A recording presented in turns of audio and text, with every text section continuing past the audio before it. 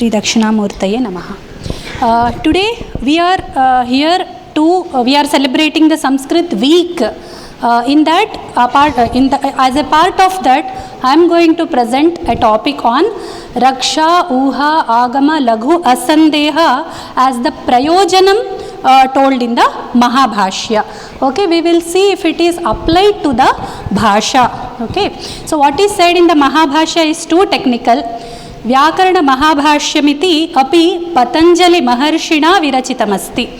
So Patanjali is the author of Yoga Sutras as well as Mahabhashya. Okay, Yogena Chittasya Padena Vacha. You all know that shloka.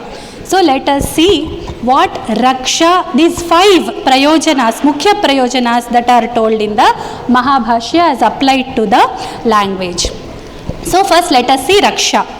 Okay, so Vyakarana is helping us to do the Raksha of the Vedas. But what do we get by learning Sanskrit language?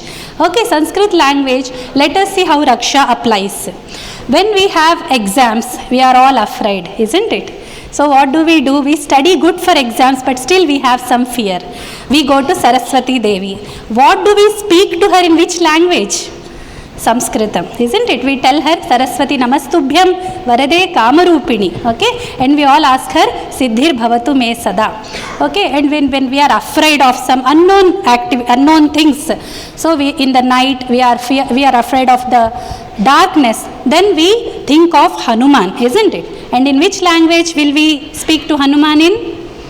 Sanskritam. Okay, we tell that, okay, Kapisham Akshahantaram Vande Lanka Bhayankaram. Okay, so he is the Lanka Bhayankara, he is the killer of Rakshasas, so he will finish the fear inside us.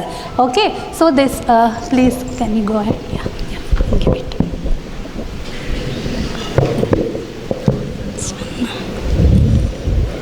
So these are the Mukhya Prayojanas as told in the Mahabhashya. Rakshoha Gabalagvasandeha Prayojanam. Then this Raksha, when we are taking the recluse of mantras, okay, so we go to, when we are afraid, we go to Saraswati. Then we also have come across Sridharji's talk. He told about passwords in Sanskrit. So by Kuta Shabdas using in Sanskrit, we can also protect our machines, okay, our softwares, etc. So this is the Raksha application. Then Uhaha. What is Uhaha? When we don't know something, on the basis of what is known, we reach to that. Okay. So Uhaha Khalvapi. So there are lot of like prosody in Sanskrit. Okay. You all hear Suprabhatam, right? Like in the Suprabhatam Stotra, we have Vasanta Tilaka meter. Right? We have Sraddhara meter. We have very beautiful meters in Sanskrit like Anushtup Slokas. Right? All these are in the Chandamsi. Then we have lot of Chitra Kavitas. People like who want to write poetry in Sanskrit, they are indulging in lot of like word play and all. I wanted to give all that presentations, but time is not suitable. We will meet about that in some other time. Then there was a joke in WhatsApp. Okay, it was a wonderful suggestion actually. They said when there is a fight between two people, don't fight in a language which is known to others. You want to keep the fight secret, then you can fight in Sanskritam. And what people will think? They will think you are saying some mantras. Okay, so that is as like sacred as that. Okay, and Uhaha is also applicable in coining new words in Sanskrit. For example, if you go to Google and say Sanskrit dictionary, there is one site. From there I took these words. For scanner, they use the Patra Bimba Grahaka. We had other words like Chaya, Chitra, Grahini and all that in the other presentation. Sridharji presented like that. So OCR, if we want optical character recognition. Okay, so for that there is Mayukha Akshara Pratyabhignya. Mayukhas are race. Optical means that they are race, it's race related. So that is that, Akshara Pratyabhignya.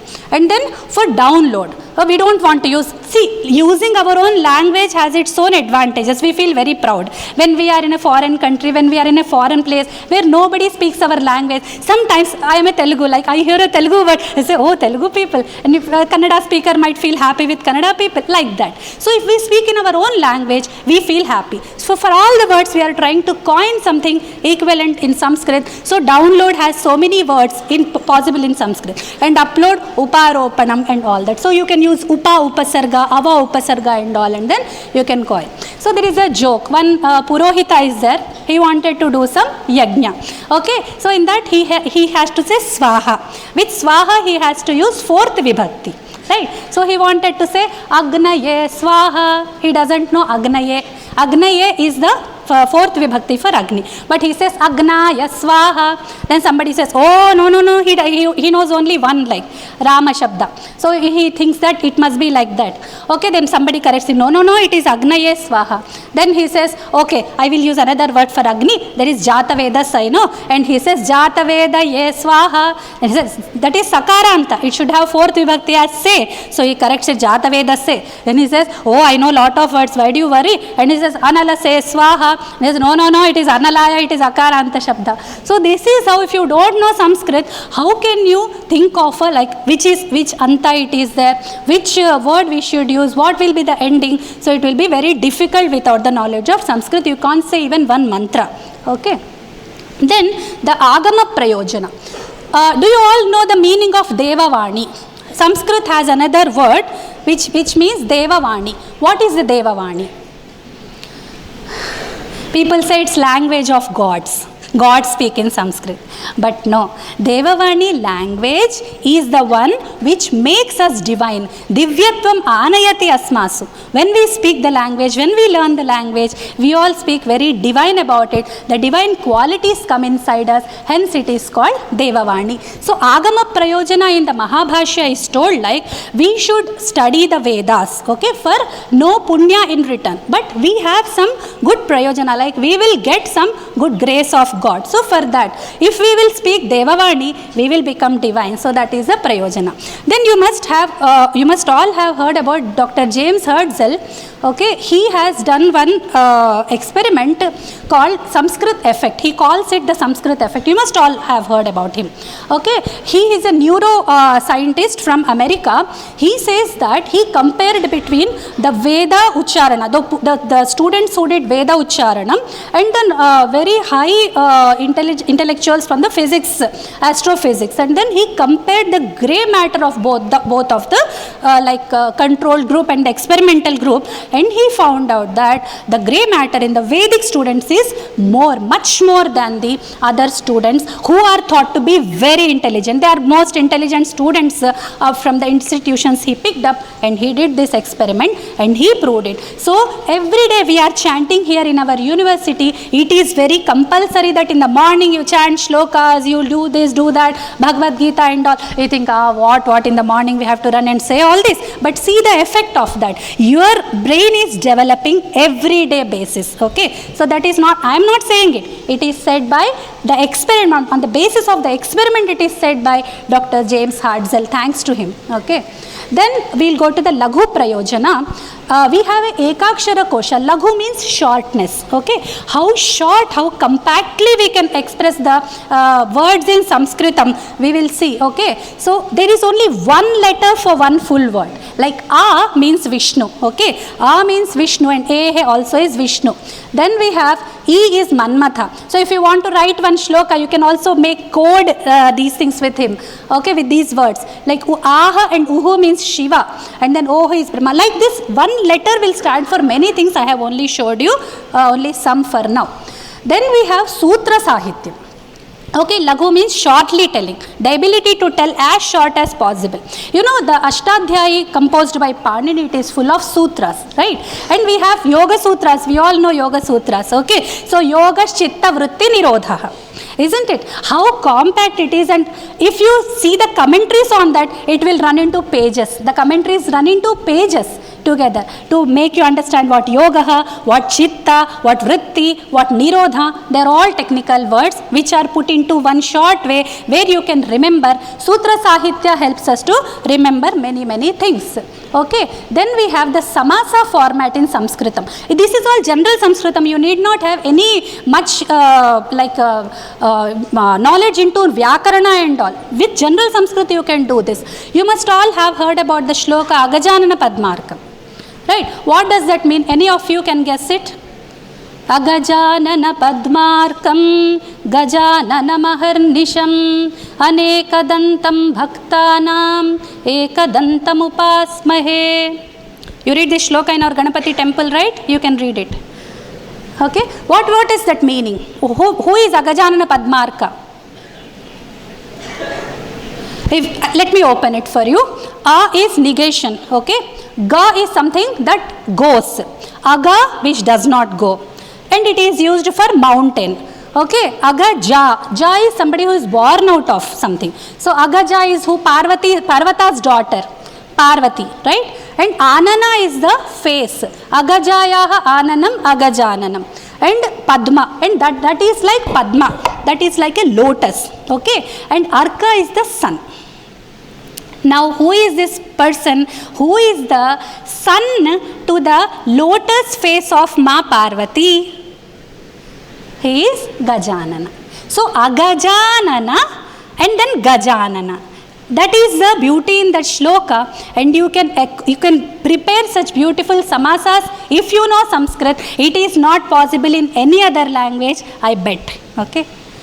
Then we have Asandeha as the fifth prayojana, and we have one good quality of Sanskrit which is possible only in the ancient languages. I don't say not in any other language. Some languages are inflectional. That means Antar Vibhaktitvam. Okay, Antaryukta Vibhaktitvam. The Vibhakti is a part of the word.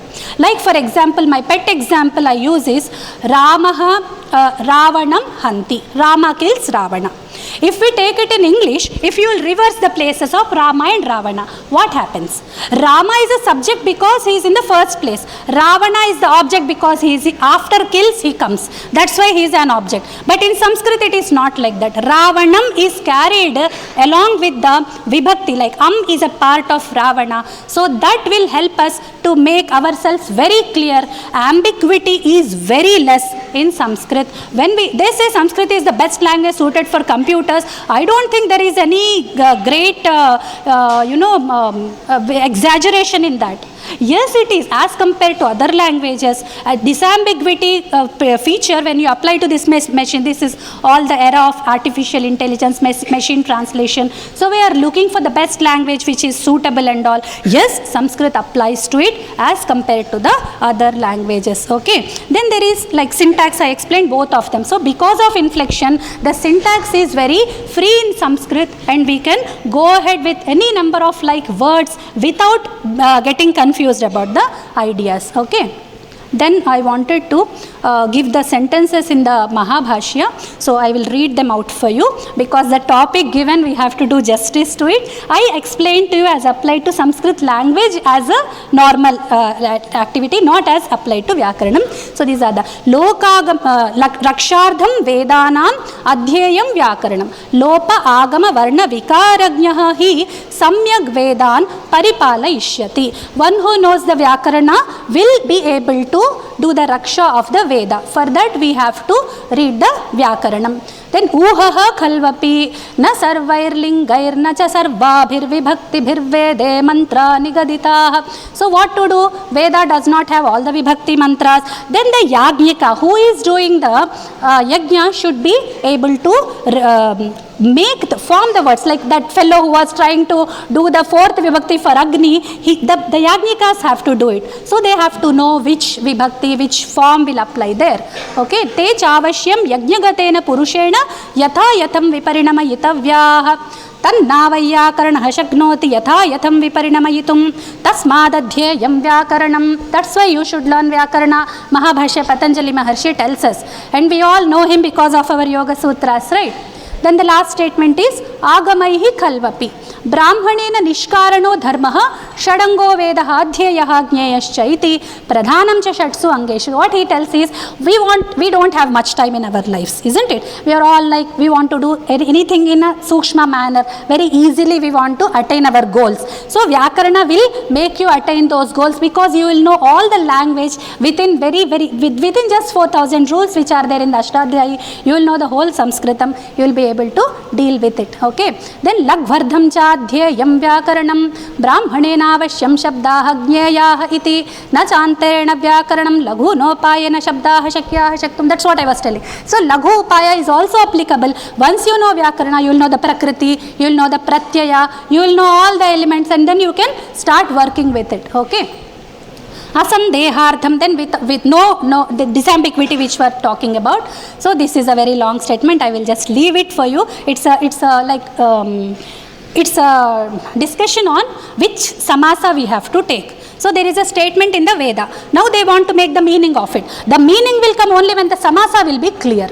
Okay, so for the samasa you should know the swaras. So all this knowledge put in, it will not work out without the knowledge of the Vyakarana. Okay, so this is my idea for Rakshoha Gama Lagva Sandehaha. Hope you all will spend some time learning Sanskritam, whatever fields you are in. Thank you so much for this opportunity. Namaskaras to everybody on the stage. Namaskar. Sarve bhavantu sukinaha, sarve santu niramaya, sarve bhadrani pashyantu, ma kaschid dukha bhag bhavet. Om Shanti Shanti Shanti.